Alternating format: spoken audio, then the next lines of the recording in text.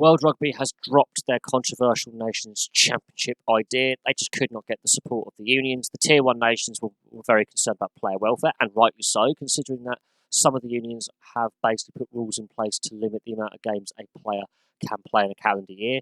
Under these new proposals, that would have meant more games that players would have had to play, and it would have undermined the rules that are currently in place for player safety.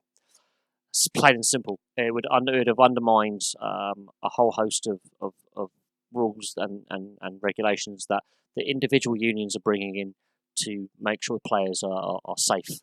That is a no-brainer for me that certain nations could not support it.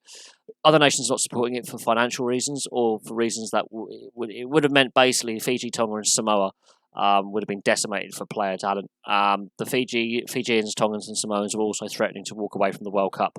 And at this late stage, if on the eve of the tournament those teams refuse to play, it screws up fixture organising and yeah, that is a tournament that is the showpiece of World Rugby, formerly the IRB. Now it's World Rugby. That would have been highly embarrassing for the organisation.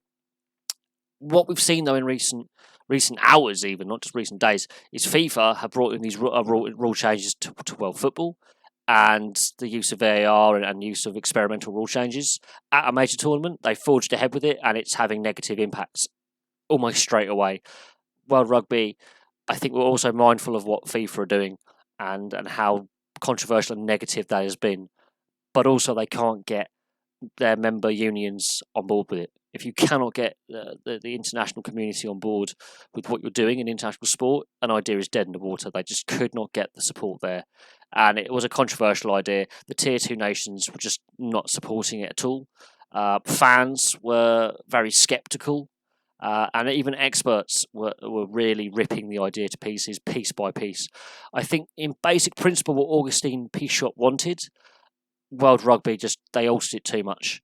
And while Augustine Pichot clearly had a great idea, I think his idea had morphed into an idea that had more negatives than positives. And if you cannot get your members on board, it's pointless trying to force something through that could ultimately damage rugby union and actually kill the sport. It could have caused a catastrophic rift between the various unions that could have ultimately undermined the sport going forward.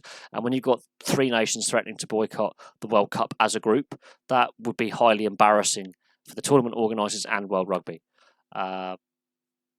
The Tier 1 nations player welfare, it doesn't solve the issue of revenue sharing and actually improving the lower levels of the game. It actually makes it to the point where some of those smaller Tier 2 nations and Tier 3 nations would have actually been worse off had World Rugby gone ahead with these proposed international changes to the calendar. Whereas some of the wealthier nations in the Tier 2, Tier 3 nations, such as the USA and Japan, unfairly benefit from these rule changes more than they already do. And they already are rapidly improving nations anyway. So there you go. World Rugby has dropped its controversial Nations Championship. If you have any thoughts on this, please place them in the comment section below. Please like and subscribe, and I will have some more videos for you very, very soon.